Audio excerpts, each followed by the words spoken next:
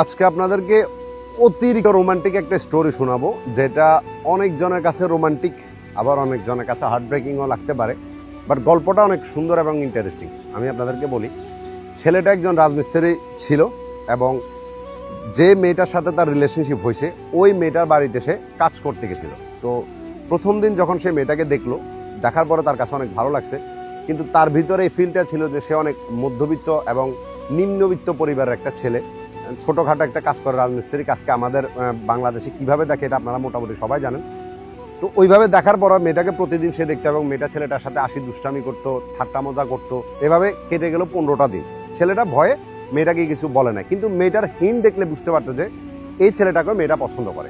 আর এভাবে মোটামুটি 15 থেকে 16 দিন কাটার পরে একদিন ছেলেটা একদম সকালবেলা যখন কাজে গেল, মেয়েটাকে সামনে পাইছে, সাথে সাথে মেয়েটাকে প্রপোজ করে দিয়েছে, বলে দিয়েছে যে আপনাকে আমি অনেক পছন্দ করি, যদি আপনি কিছু না মনে করেন তো আপনার ফোন নাম্বারটা আমাকে দিবেন। তো মেয়েটা বললো যে আমার তো ফোনই নেই, আমি নাম্বার কিভাবে দেবো। এরপরে ছেলেটা বললো যে তাহলে তো ঠিকই আছে, আর কিছু করার নাই। কিন্তু এরপরও তাদের মধ্যে কথাবার্তা বলেন, দেখা সাক্ষাৎ বলেন, ওগুলো কন্টিনিউ চলতেছে। ছেলেটা কাজ করতে যেত। তো কয়েকটা দিন যাওয়ার পরে হঠাৎ করে মেয়েটাকে আর দেখতেছে না। 1 সপ্তাহ হয়ে গেছে, মেয়েটাকে আর কোনো মতে দেখতেছেই না। সে বাড়িতেও মেয়েটা নাই এবং সে যেখানে কাজ করতে যায় ওখানেও নাই। তো মেয়েটা যে স্কুলে পড়ালেখা করে, ছেলেটার মোটামুটি 1 সপ্তাহ কাজ করার পরে এখানে কাজও তার শেষ হয়ে গেছে, কিন্তু মেয়েটার সাথে তারা দেখা সাক্ষাৎ নাই। তো ছেলেটা আবার নতুন কাজ নিল কোথায়, মেয়েটা যে স্কুলে পড়ালেখা করে ওই স্কুলের পিছনে ছেলেটা আরেকটা কাজ পাইছে, ওখানে কাজ করতেছিল। এবং একদিন তার কিছু জিনিস, কাজের কিছু জিনিস মেয়েটার বাড়িতে রয়ে গেছে। ওই জিনিসগুলো নিয়ে আসার জন্য যখন মেয়েদের বাড়িতে গেল, তার একটা বন্ধুর সাথে ওখানে দেখা হলো। বন্ধুটা বললো যে কিরে কি অবস্থা। তখন এবার এই বন্ধুকে সবকিছু শেয়ার করছিল। বন্ধু বলতেছে যে ওরা তো দেখতেছি না। তখন বন্ধু বললো যে তুই পিছনের দিকে তাকা দেখ, তোর বউ আসতেছে। এটা শোনার পরে ছেলেটা একদম স্বস্তি পাইলো এবং দেখতেছে যে মেয়েটা একটা বোরকা পরা, তার কাঁধে একটা ব্যাগ এবং হাতের মধ্যে একটা ব্যাগ নিয়ে সে আসতেছে এবং গেটের ভিতরে গিয়ে সে ওখানে দাঁড়ায় আছে। তো বন্ধু বললো যে তোর সাথে কথা বলার জন্য দাঁড়ায় আছে, ভিতরে যা। তো যখন ছেলেটা ভিতরে গেল, এরপরে যায় মেয়েটা ওখানে কিছুক্ষণ কথাবার্তা বলার পরে তো ছেলেটা বললো যে তোমার আম্মুর নাম্বারটা আমাকে দাও। তো মেয়েটা বললো যে আমার আম্মুর নাম্বারটা আমার মুখস্থ নাই।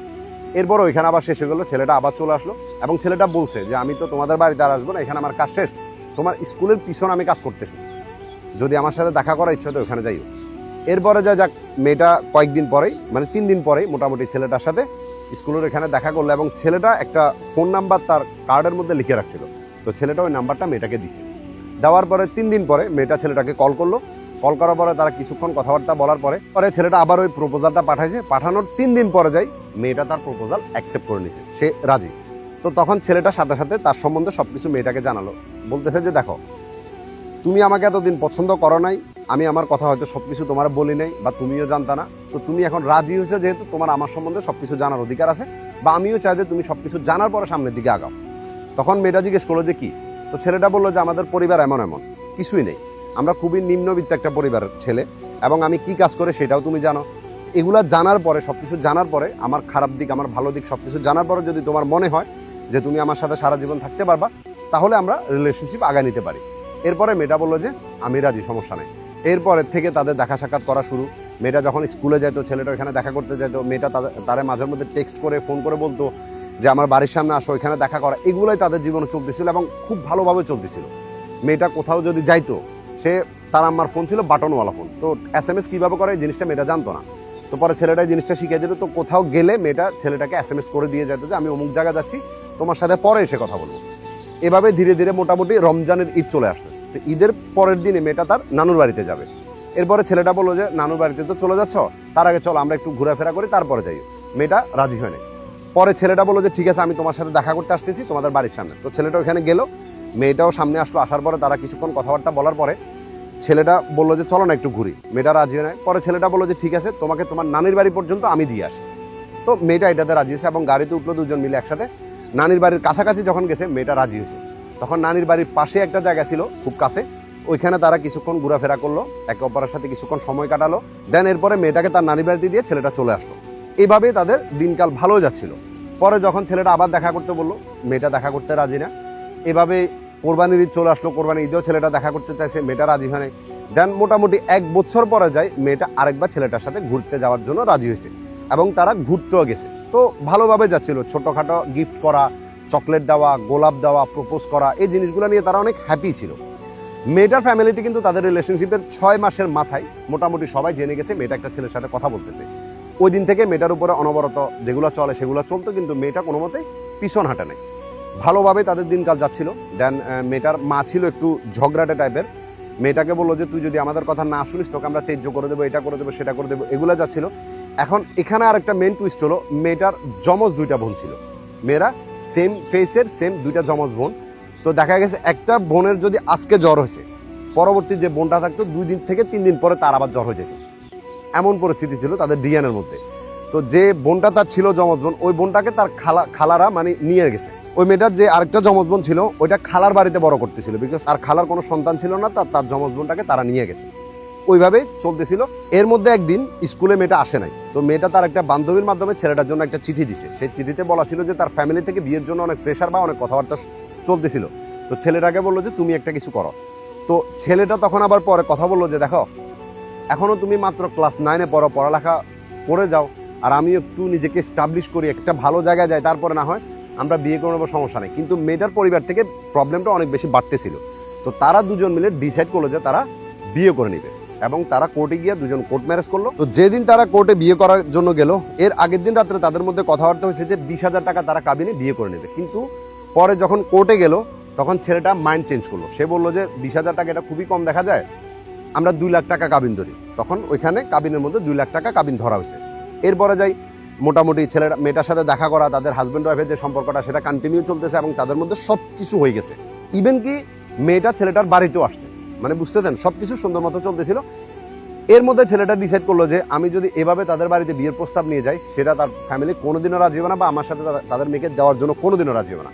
তো ছেলেটা ডিসাইড করলো যে সে বাইরের দেশে যাবে, এবং যেমন চিন্তাধারা তেমনই কাজ। সে বাইরের দেশে চলে গেল। তাদের বিয়ে 2 মাস পরে মেয়েটা তার বাড়িতে, ছেলেটা বিদেশ চলে গেছে। বিদেশ যাওয়ার কিছুদিন পরেই মেয়েটার ফ্যামিলি সম্পূর্ণ বিষয়টা জেনে গেল। জানার পরে মেয়েটাকে অন্য জায়গায় বিয়ে দেওয়ার জন্য চেষ্টা করতেছে। যাক, এগুলা নিয়ে ঝগড়াঝাটি চলতেছিল। ছেলের ফ্যামিলিকে ছেলেও রাজি করাতে পারতেছিল না, মেয়ের ফ্যামিলিকে মেয়েও রাজি করাতে পারতেছিল না। একদিন বিষয়টা কি হলো, ছেলে তার ফ্যামিলিকে মোটামুটি রাজি করাছে, আর মেয়ের ফ্যামিলি থেকে কথাবার্তা এমন যে মেয়েটাকে ত্যায্য করে দেবে এবং মেয়েটা চলে আসবে, কথাবার্তা এমন। কিন্তু ত্যায্য করে দিবে এটা বলার পরে যে কাগজপত্র ডকুমেন্ট সবকিছু রেডিও করছে, কিন্তু এর মধ্যে মেয়ের ফ্যামিলি বললো যে এমন করে আমরা তোরে আরেক বাড়িতে যেতে দেবো না, আগে ছেলের ফ্যামিলিকে বল আমাদের বাড়িতে আসতে, আমাদের সাথে কথা বলতে। তখন মেয়েটা ছেলেটাকে বিষয়টা জানালো। তো ছেলে তার ফ্যামিলিকে মোটামুটি রাজি করালো, তার বাবাকে রাজি করানোর পরে ছেলের বাবাকে ছেলেটা একটা নাম্বার দিছে মেয়ের মামার। তো মেয়ের মামাকে ছেলের বাবা ফোন দিল। ফোন দেওয়ার পরে মেয়ের মামা বলতেছে যে আপনি এখানে আসিয়েন না, আসলে ঝগড়াঝাটি হবে, মার অবস্থা হয়ে যাবে, আর কাবিন লাগবে 5 লাখ টাকা, যদি এটাতে আপনারা রাজি থাকেন তো বলিয়ে। এবারই ছেলের বাবা আবার রাজি না। ছেলের বাবা বলতেছে যে মেয়েটার মামা আমারা এমন এমন করে বলছে, এখন তুই বল কি করবো। তখন এবারে ছেলেটা মেয়েটাকে ফোন দিয়ে সম্পূর্ণ বিষয়টা জানাইছে। তো মেয়েটা বললো যে এখানে বিয়ের কথা হয় নাই, তোমার আব্বু এটা মিথ্যা বলতেছে, শুধু 5 লাখ টাকা কাবিনের কথা বলা হয়েছে। তখন ছেলেটা বললো যে আমাদের বিয়ের কাবিন 2 লাখ টাকা অলরেডি ধরা হয়েছে, আমাদের বিয়ে হয়ে গেছে, তাহলে এখন আবার 5 লাখ টাকা কাবিন, এটা কোন ধরনের কথা। আর আমি আমার ফ্যামিলিকে এটা হুট করে বললে তারা তো এমনিই রাজি হবে না। তো মেয়েটা বললো যে এটা ছাড়া আমার আর কিছু করার নাই। তো ছেলেটা বললো যে তোমার ফ্যামিলি যেখানে তোমাকে ত্যায্য করে দিচ্ছে, তুমি আমার কাছে চলে আসবা, তাহলে আমাদের কাবিন কত কি কত এটা তো ওনাদের জানার দরকার নেই, তুমি চলে আসো। মেয়েটা তখন বললো যে না, আমাকে 5 লাখ টাকা কাবিন দিলে আমি আসবো, না হলে আমি আসবো না। এদের মধ্যে একটু কথা কাটাকাটি হলো, ওইখানে ছেলেটা ফোনটা রেখে দিছে, মেয়েটাও আর ছেলেটার সাথে কথা বলে নাই। পরের দিন ছেলে চিন্তা করলো যে আমি তারা ছাড়া থাকতে পারতেছি, আমি অনেক কান্নাকাটি করতেছিলাম। তো আমি তারা ফোন দিলাম, বললাম যে ঠিক আছে তোমার 5 লাখ টাকা কাবিন দেবো, তুমি চলে আসো, ঠিক আছে, আমি আমার ফ্যামিলিকে রাজি করাইছি এবং তারা রাজি আছে, তুমি চলে আসো। তখন মেয়েটা বলতেছে যে না, আমি আর তোমার কাছে আসবো না, তুমি কালকে কেন রাজি হও নাই, তুমি আজকে কেন রাজি হয়েছো। আর এইটার মধ্যে ছেলেটাকে বিভিন্ন আজে বাজে কথাবার্তা বলে, তুমি খারাপ, তুমি এটা, তুমি সেটা, অনেক ধরনের ছেলের উপরে কিছু কথাবার্তা বলে। মেয়েটা বলতেছে যে আজকে থেকে তোমার সাথে আমার কন্ট্যাক্ট বন্ধ, যোগাযোগ বন্ধ, তুমি যা মন চায় তা করো, আমি আর তোমার সাথে কথাবার্তা বলতেছি না। এবং ওই দিন থেকে ছেলেটার সাথে মেয়েটা কন্ট্যাক্ট টোটালি বন্ধ করে দেয়, আর কোনো রকম কথাবার্তা বলে না। এবং জাস্ট তার 2 মাস পরেই মেয়েটাকে অন্য আরেকটা জায়গায় তার ফ্যামিলি বিয়েও দিয়ে দেয়। অথচ এই ছেলের সাথে যে বিয়ে হয়েছে তার কাবিন আছে, কিন্তু তার ডকুমেন্টস থাকা সত্ত্বেও এই মেয়েটাকে তার নিজের করে নিতে পারে না, তাকে অন্য জায়গায় বিয়ে দেওয়া হয়েছে। আই ডোন্ট নো এই বিয়েটা কতটুকু হয়েছে, কারণ তাদের যে বিয়ে হয়েছে ওইটা ডিভোর্স হয় নাই, কিন্তু তাকে এখন অন্য জায়গায় তার ফ্যামিলি বিয়েও দিয়ে দিছে। আজকে প্রায় 4 থেকে 5 মাস হয়েছে, মেয়েটা সংসার করতেছে। আর ছেলেটা বলতেছে যে ভাই, আমি শুধু এই জিনিসটা বুঝতেছি না যে একটা মেয়েকে পাওয়ার জন্য আর কি করতে হয়, আর কি করলে তাকে মানে নিজের করে রাখা যায়। তার সাথে আমার এত কিছু হয়ে গেল, বিয়ে হইলো, আমরা একসাথে ছিলাম, হাজব্যান্ড ওয়াইফের মতো ছিলাম, কোন জিনিসটা তার সাথে আমার হয় নাই? তাহলে এরপরও যদি একটা মেয়ে এভাবে চলে যায়, তো আর কিছু করার নেই। আসলে এই গল্পটা শোনার পরে আমি একটা জিনিস বুঝতে পারলাম যে মেয়েটারও কিছু করার ছিল না। তাকে আমরা হয়তো দোষ দিতে পারি। মেয়েটা দেখা গেছে ফ্যামিলি ওইটা আমি বিভিন্ন টাইপের কথা বলতেছিল যে কালকে রাজি হয় নাই, আজকে কেন রাজি হয়েছে, বিভিন্ন টাইপের কথাবার্তা বলে মেয়েটার মনটাকে চুপ করা দিছে এবং এমন এমন কিছু শর্ত দিছে হয়তো জিনিসগুলো তোমার বলতেও পারে নাই। তো সে চিন্তা করলো যে আসলে ঝগড়াঝাড়ি না করে ফ্যামিলির কথাতে রাজি হয়ে যায় এবং সেটাই হয়েছে। আমি শুধু তোমাকে এতটুকু বলবো, আল্লাহ পাক যেটা করে ভালোর জন্য করে, তোমার জন্য মন ভরে দেওয়া রইলো। তবে এতটুকু বলি, নিজে সেটেল হওয়ার আগে, নিজের স্থানটাকে বড় করার আগে কখনো রিলেশনশিপ করিও না। প্রেম জিনিসটা দেখতে সুন্দর, ওইটা হলে সুন্দর, কিন্তু ওইটাকে সারা জীবনের জন্য পাইতে হলে টাকা লাগে, যে জিনিসটা তোমার কাছে ছিল না। আর এই জন্যই তোমাকে মেয়েটার ফ্যামিলি বলো, মেয়েটা বলো, লাস্ট কিনে দিয়ে ছেড়ে দিয়ে চলে গেছে। তো জীবনে টাকা ইনকাম করো ভাই। আর যারা গল্পটা শুনতেছ, যাদের কাছে ভালো লাগতেছে শুনতে, সবাইকে বলতেছি যে মানি ইজ এভরিথিং। তোমার কাছে টাকা নাই, তুমি যত ভালো ছেলেও, তোমার যাই কিছু হয়ে যাক, ডোন্ট কেয়ার। ফ্যামিলি ফোন দিয়ে প্রথম জিজ্ঞেস করবে যে তুমি কি করো, তোমার কত টাকা স্যালারি, তোমার বাড়ি কি বিল্ডিং নাকি এখনো টিনের আছে, তোমার পরিবারের মধ্যে কতজন আছে, তোমাদের স্যালারি কত টাকা, তোমাদের ধন সম্পত্তি কত আছে। এইটা কেউ জিজ্ঞেস করবো না যে তুমি ছেলে হিসেবে কত ভালো, এটার খোঁজ কেউ নিবে না।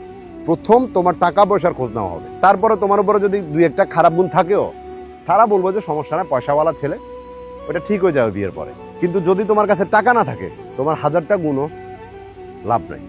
তো আশা করি বুঝতে পারছো। আর মেয়ের ফ্যামিলি নিয়ে একটা কথা শুধু বলতে চাই, তারা টাকা পয়সা দেখে একটা মেয়েকে বিয়ে দেয় না। আসলে এটা কোনোদিনও বিয়ে হবে না, কারণ এই ছেলের সাথে ডিভোর্স হয় না, তো অ্যানাদার কোনো পার্সনের কাছে বিয়ে দেওয়াটাকে আমি তো বিয়ে মানি না। বাকিটা আল্লাহ মালিক, আল্লাহ জানে। তো ওই ফ্যামিলি যেটা করছে, এটা তো খুবই জঘন্য কাজ করছে এবং সেটার জন্য আল্লাহ পাক তাদের শাস্তি দিবে। মেয়েটা তোমার সাথে যোগাযোগও করবে, কন্ট্যাক্টও করবে, একটু সময় যেতে দাও, কিন্তু তখন তাকে তুমি মেনে নিবা না নিবা এটা তোমার ব্যক্তিগত বিষয়। ভালো থাকবা, তবে যোগাযোগ করবে, এটা 100%।